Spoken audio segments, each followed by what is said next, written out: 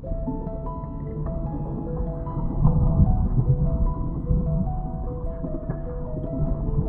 Paleozoic era, the Ordovician period, a time when life on Earth was just beginning to develop into the forms we recognize today. Over 400 million years ago, the waters of an ancient sea stretched out here.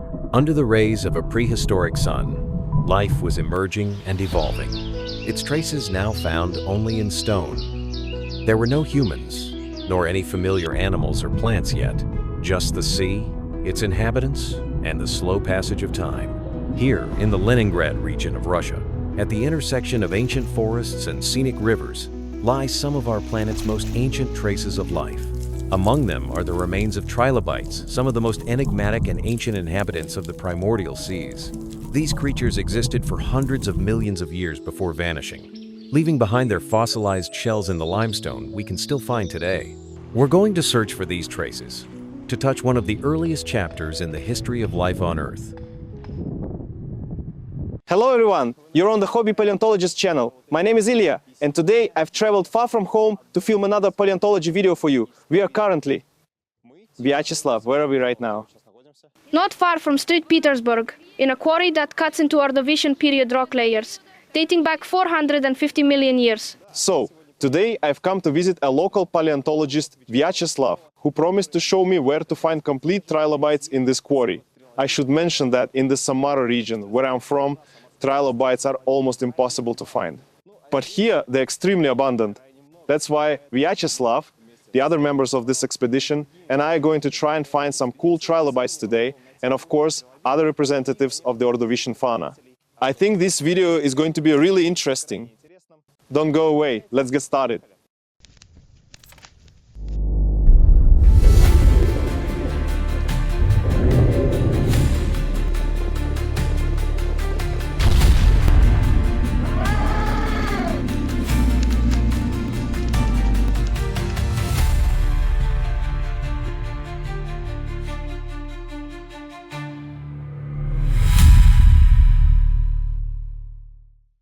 Oh. What's there? Wow. This is, oh wow, a huge pygidium. So, folks, while I was changing, Vyacheslav here has already made his way to the waste pile and found some trilobites. As you can see, just look at how beautiful they are. I assume you know their Latin names, right? Yes. This is the genus Asaphus. And along with this one and this one. And this one here is Gravicalimene. And this is the pygidium of an Asaphus. Wow. Honestly, searching for trilobites and, in general, exploring Ordovician layers is a new experience for me. So, right now, I'm probably hearing these names for the first time, just like you. To me, they sound like spells from Harry Potter. But nevertheless, these are very interesting finds for a paleontology collection. I mean, just look at these awesome trilobites. For those who don't know, a pygidium is the rear part of a trilobite. You could say its butt. Trilobites are some of the most famous and enigmatic creatures of the ancient oceans. These marine invertebrates lived on our planet from the early Cambrian to the late Permian period, roughly from 520 to 250 million years ago. Their body structure was unique and highly diverse, depending on the species. Their bodies were divided into three main sections: the head, called the cephalon, the middle section, the thorax, and the tail section, the pygidium. This very feature gave them the name trilobite, which translates from Latin as three parts. Trilobites' eyes, composed of many small lenses, were among the first complex eyes in the animal world. Their bodies were covered by a hard, chitinous shell, which protected them from predators and other dangers. The fate of the trilobites was a tragic one. They went extinct at the end of the Permian period, 250 million years ago, during one of the most massive extinction events in Earth's history. A viper? No way! Well, you wouldn't find fossilized vipers in the Ordovician. Friends, right here, under this rock, there's a viper. It's guarding the trilobites and this whole quarry. Wow, it's not alone, there are two of them. Unbelievable. That's insane! Check out how it flattens itself to squeeze into the gap. It's retracting just like a piece of macaroni. a trilobite in the rock.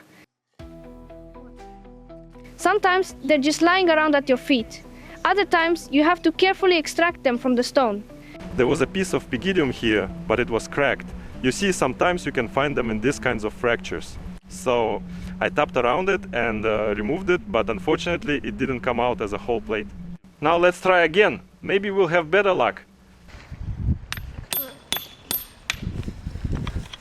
Yeah, that spot was promising. There was a little crack there. Looks like someone before us broke up a large slab here. These must be the unsuccessful pieces, I guess. And this is a trilobite's pygidium. Wait, it turns out this wasn't just a pygidium at all. It was a pygidium still attached to segments from the middle part, the thorax. Alright, we're trying to split these rocks along their natural layers. In theory, we could uncover some decent trilobite specimens inside. Besides them, this place is also home to cephalopods, brachiopods, bryozoans, and other representatives of the Paleozoic fauna. They all lived in that ancient sea of the Ordovician period. A classic find for these parts. This is a worm trace fossil. Once upon a time, this worm was crawling along the bottom of the Ordovician Sea, leaving traces like this one behind. Okay, I see a rock with a fragment of a trilobite, an imprint of its shell. I think it's quite promising to split it open. There might be something more interesting inside. There's a chance we could find a complete trilobite. Alright, let's crack it open. Alright, we've got a nice crack going through the stone. Babach. Okay, what's been revealed here isn't quite a trilobite. It's a different fossil, one I haven't seen today yet. I believe it's a cephalopod. It looks a lot like an orthocone. Vyacheslav, any idea what this is? Let me come and have a look. There's something interesting here, but I can't quite make out what it is. Most likely an orthocerid. Yes, that's exactly right. This is the siphuncle. And this is the shell itself, which coiled around the siphuncle. For those who don't know, let me explain. So, in cephalopods, which include orthocerids, the shell was divided into chambers. And to connect these chambers with the external environment, there was a unique tube called the siphuncle. So, through this siphuncle, cephalopods, such as ammonites, belemnites, orthocerids, nautiloids, endocerids, and others, would pump water or air. This is how the internal chambers of the shell were connected to the outside world. Back home, after studying it more carefully, I realized that this is actually an endocerid, not an orthocerid, although they look very similar. Endocerids were ancient cephalopods that lived in the oceans from the Silurian to the Devonian period, roughly from 450 to 360 million years ago. They had long, straight internal shells resembling cones and likely led a predatory lifestyle, hunting other marine creatures. Some endocerids reached truly gigantic sizes. Their shells could grow to over several meters in length. This is all one huge endocerid. Look, it continues even further into the rock.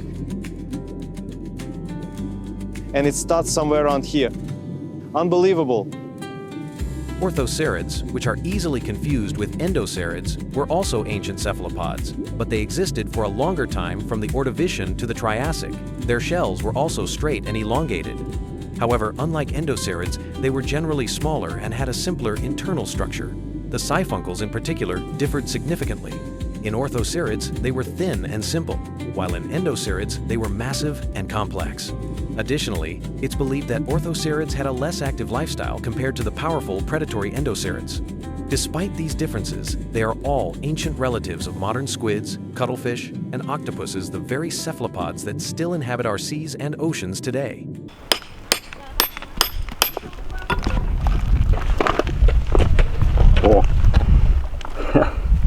Oh, a nice pygidium.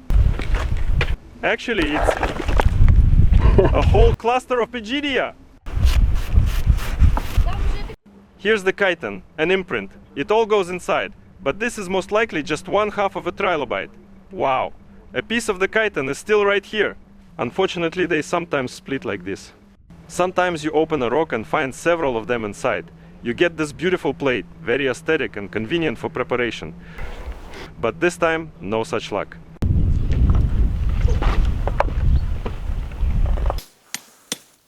Oh, An almost complete trilobite. Here's the pygidium. You could say the butt is here, but the face is missing. No cephalon. Yes, the middle section is very textured. Beautiful.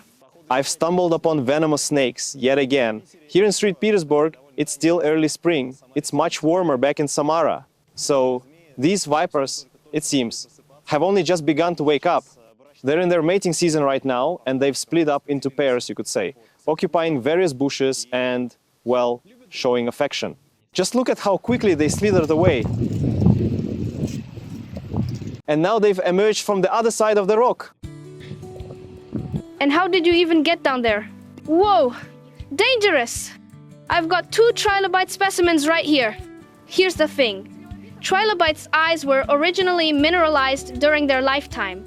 And this strange fact was only discovered recently because their eyes almost always break off. Yes, I only have the cephalon, just the head. But look, the eye is perfectly intact. You know, if we glued this eye and this head to a different pygidium, we'd get a Frankenstein's monster. See this little crack right here? Yeah? I think the most promising approach is to strike along it with a hammer. A surprising find might be revealed. oh, Oh, it's a pygidium! On this side here, there's what looks like another trilobite fragment, but it's too far gone. It died and went bad? Yeah, it died a second time, just now, for the second time. Oh well, we'll keep looking. так. While I was dragging the stone, I found another piece. Wait, no, 2 pieces of a trilobite, the thorax and the cheek. But our goal for today is to find a complete trilobite, right? With eyes, the way it should be, just how we like them. Check out this huge pygidium. Can you imagine finding a complete one this size? That would be absolutely awesome. These stones are huge. Oh, Now I'm going to split this one open.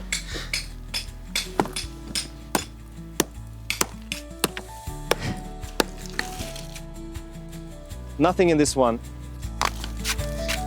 Ah, well, as soon as I find something, I'll definitely show you. I'll get back to splitting rocks. I don't have any particularly good finds so far. Just a small brachiopod. There are plenty of them here. Finding brachiopods this complete and in such good condition is rare here.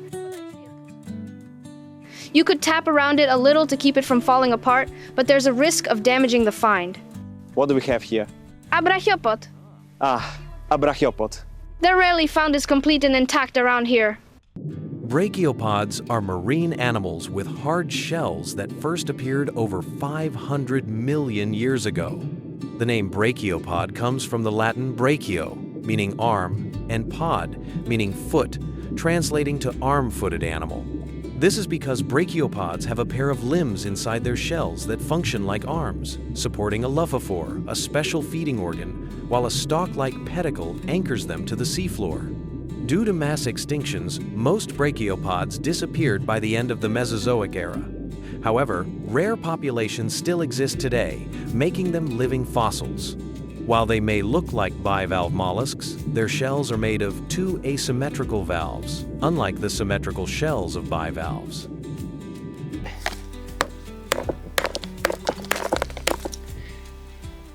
Oh, hey, camera! We're carefully extracting a brachiopod here. Let me show you what else we found. So, right here, in this slab, there's a complete trilobite. You can see an eye here and the rest of the body, including the pygidium and so on. Now, in this rock, pay attention, there's another trilobite head.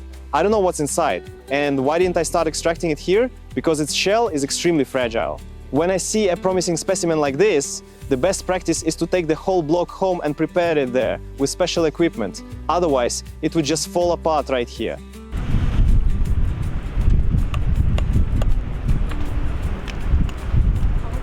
Ooh, my head's freezing, took my hat off.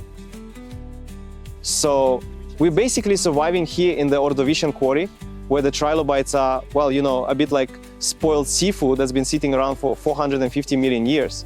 But on the bright side, we've got mushrooms here, morels. Where do they grow? I want to show Vyacheslav what they look like. And there they are, there are tons of them over there. A whole bunch of mushrooms. These are morels. Unbelievable, morels. These are morels. We'll try the morels today, or tomorrow when we fry them up. They're supposed to be delicious mushrooms.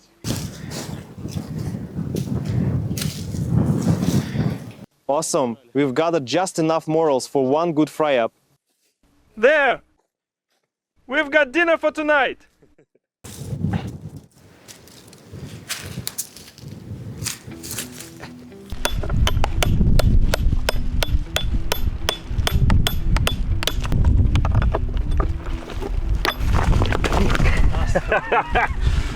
That was an epic shot. But this isn't a special hammer. It was actually a roofer's hammer. Wait, it broke? Are there any other hammers? Well, of course, the real hammer belongs to our real paleontologist, Vyacheslav. I'm just his companion here. But anyway, there's nothing in this one. It sacrificed itself for nothing. It's all about force and result. You have to find that golden mean to find the trilobite without breaking the hammer.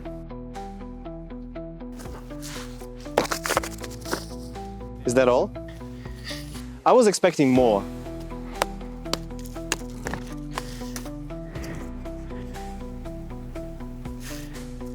Well, here are some brachiopod impressions and something else.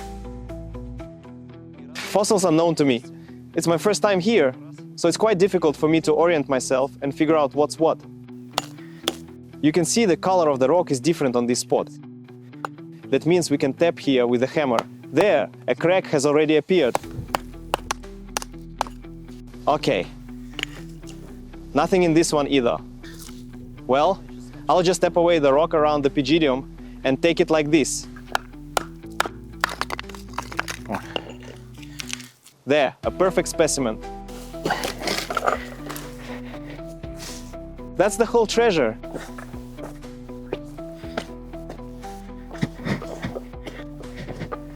So, in the end, we managed to extract an orthocerid from the rock.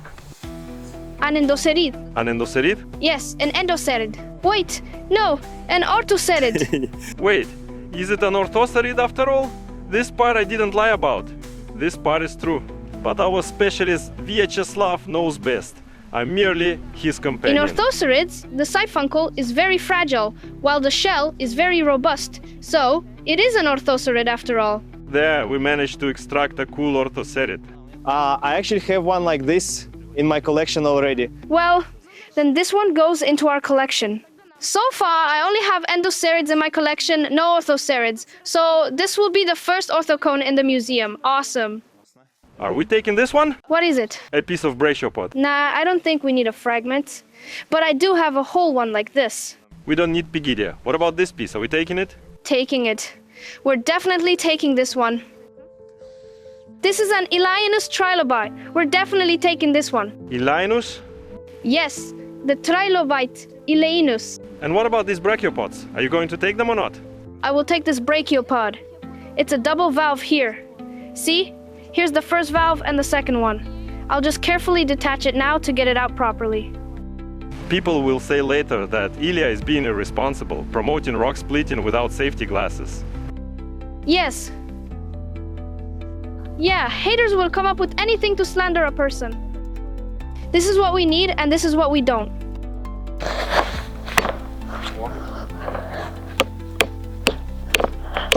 Whoa! While hammering away at the rock, we found something! This right here is a trilobite cephalon. And if the cephalon is here, the rest of it might be here too. The trilobite could be complete! We found the right approach to this rock.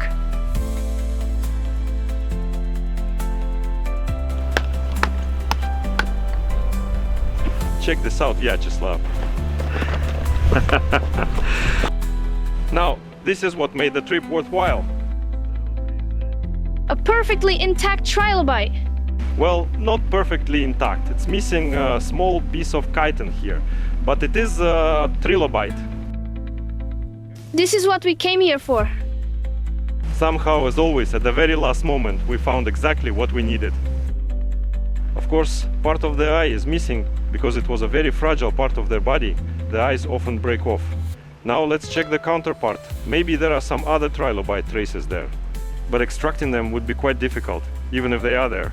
Well, this trilobite itself can go straight onto the collection shelf, just as it is. Well, yeah, basically nature prepared it itself and we just extracted it from the rock. We'll do a bit of cleaning, coat it with lacquer, and it will be an excellent fossil for the collection. All right, let's see it. Ooh, I can already see something. Nice! It's just that the pygidium is a bit broken off, see? Yes, a good trilobite. Whoa, what a cool find. We retrieved the rock that Vyacheslav found and split it open. I think this piece is also worth taking, so we can glue it back on later. I think so, yes. We should try heating this rock some more. Maybe we'll find something else. There's nothing else good here.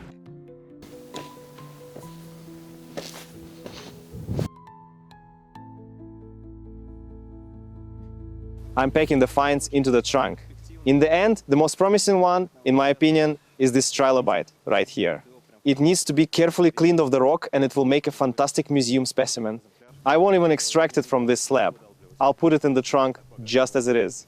And this might be a trilobite larva. Well, Vyacheslav can tell us in more detail what this thing is. It might just be a brachiopod.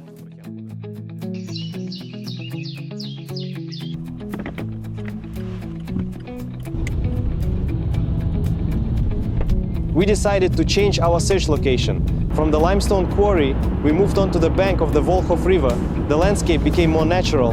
Instead of man-made cliffs and waste piles, a wide river with steep banks. We found a parking spot, gathered the necessary gear, and began our descent to the water.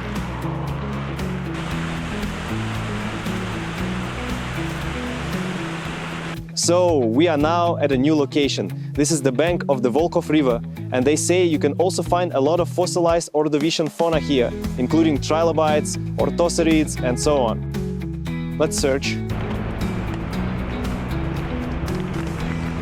It looks like the fossils are weathering out of this layer onto the riverbank. I can already see them. Now we just need to find a spot where the most trilobites are concentrated and search them more carefully. We've just found another trilobite. What's interesting is that it's almost completely intact, but missing the tail section. What did you find? Oh, what an interesting trilobite. Did you scream when you found it? Yes, this is it. What's this here? It's just 2 pieces of trilobites. This one is just missing its pygidium. Look at this beautiful one we found. So cool. Trilobites. I claimed them all. Okay, need to find a spot to stash my finds. Oh, I'll put them by that log.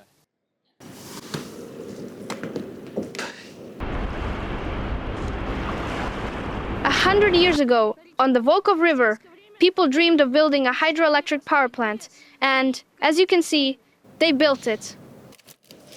I'm hoping that further away from the main site, along the shore, there might be some undiscovered fossils waiting. But so far, luck hasn't been on my side.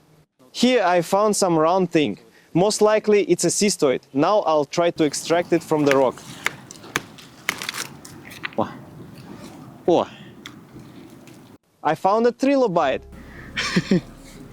That's how it happens sometimes. A trilobite and a cystoid together. Excellent. This is excellent. We're taking this one. Cystoids are extinct echinoderms, close relatives of sea lilies. They lived in the Paleozoic seas, primarily during the Ordovician and Devonian periods, roughly from 470 to 360 million years ago. Cystoids were sessile, living attached to the seafloor. Their bodies, encased in a calcareous skeleton made of small plates, were anchored by a stem. Using tentacles around their mouth, they filtered organic particles from the water for food. Although cystoids resembled plants in appearance, they were in fact true animals echinoderms, just like sea stars or urchins. There are trilobites in this rock. You can see parts of their shells here. I think it's worth taking it whole and trying to clean it all up carefully at home. There might be complete trilobites inside. That's good, we're taking the rock. I can already feel my backpack getting heavier and heavier. So you're carrying rocks in your hands. So that's how the Endoceros was built? Yes, this is the siphuncle, and these are the very chambers it connected. And by the way, this is a very illustrative Endoceros specimen. You can see the siphuncle and the chambers. And this is the pygidium. Right in the water, we found a trilobite like this. That's why they always told me at the paleontology club that you can literally search for trilobites right in the water here. Here's a cystoid in cross-section. It appears to be replaced by calcite, forming this beautiful transparent crystal. It's composed of segments, visible right here. It's like a tiny little soccer ball. And they all extend inward. Wow! This is an excellent specimen of a bryozoan, replaced by calcite and washed clean by the water. Bryozoans are colonial marine animals that have existed since the Ordovician period. Their colonies resemble seaweed or coral, but in reality, each bryozoan consists of thousands of tiny zooids. These are individual organisms united into a single structure. Each zooid filters water to extract food. In the Paleozoic seas, bryozoans formed vast underwater meadows, and their remains are often found in limestone today.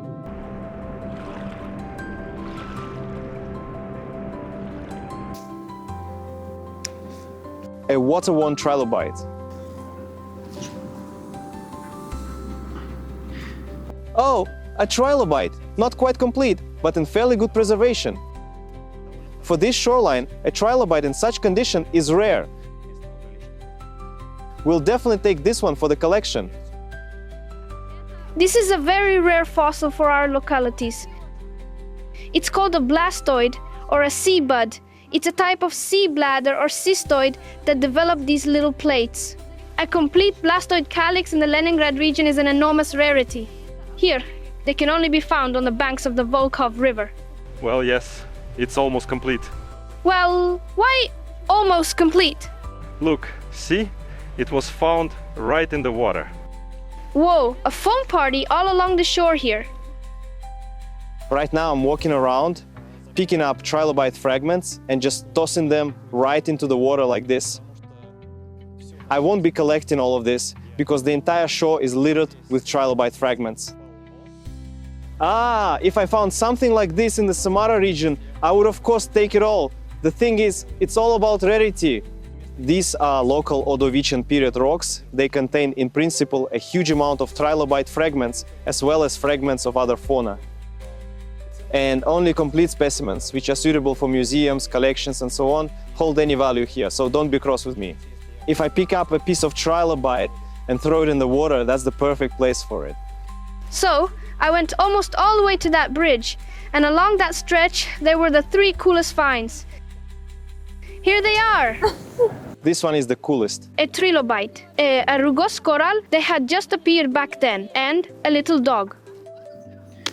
All right, we're walking back along the shore, and we've got these stashes here with various finds. There are trilobites and cystoids.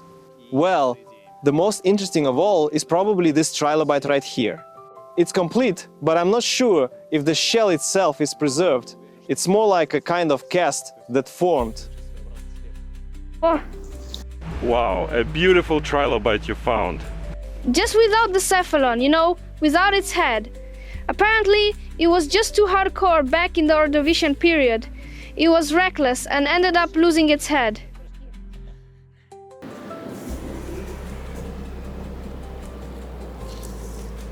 No, I probably won't extract anything from this cliff. Even though there are plenty of fossils in it, the overhang here is quite dangerous. What if I remove the last keystone and the whole thing collapses down with me? Better not do that. Look, this fossil right here, this is it. It's all one huge endocerid. Look, it continues even further into the rock over there. And it starts somewhere right around here. Unbelievable. This right here is the siphuncle, this tube. And further along here are the chambers. And Vyacheslav also brought me this kind of trilobite. Elanus or something similar, I didn't quite catch it, but we'll figure it out at home. We've just made a couple of new interesting finds. This is a gastropod. In simple terms, it's a snail. They're still around today and doing great. And right here, you can see the shell of this fossil. Bam! A trilobite.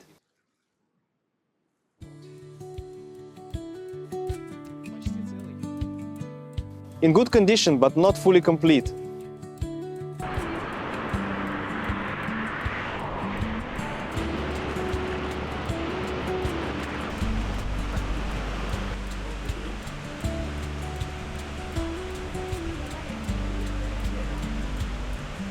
Well, folks, our paleontological expedition has come to an end. We were near the city of St. Petersburg, but we drove out about a little over 100 kilometers away from it. The Leningrad region. Yes.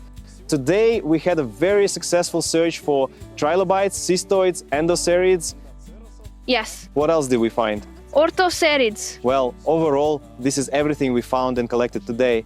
And now these specimens will be prepared and displayed in our museum. I hope they will benefit society and science. You've been watching the Hobby Paleontologist channel with your host Ilya, our guest paleontologist Vyacheslav, and the cameraman who filmed all this today, Stanislav. Bye everyone, until our next adventures! We left for the expedition looking all clean and tidy. As if there are ever expeditions where you come back clean.